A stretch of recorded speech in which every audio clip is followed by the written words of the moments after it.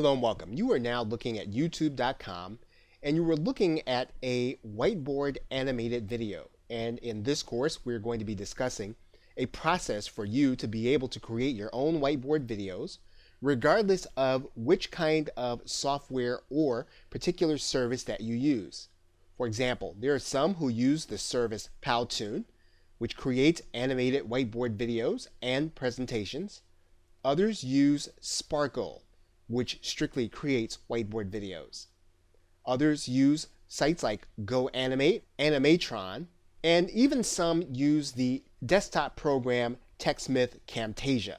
Others use desktop programs like VideoMaker FX, which is strictly made to create animation videos, as well as Easy Sketch Pro, which is again a program that you would have on your desktop. Now you'll need a couple of tools in order to make this work. You'll need some kind of presentation software, and if you don't have one that you own like PowerPoint, you can use Google Slides as long as you have an internet connection. You'll also need the ability to create and produce audio on your personal computer.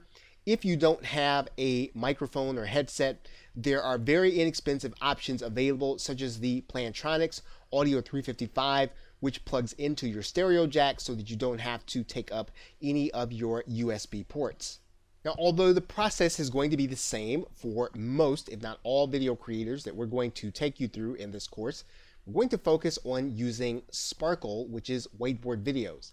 And once again, the process that leads to Sparkle is what you want to focus on, because you will be able to take that process and you'll be able to use it regardless of what your video creator is.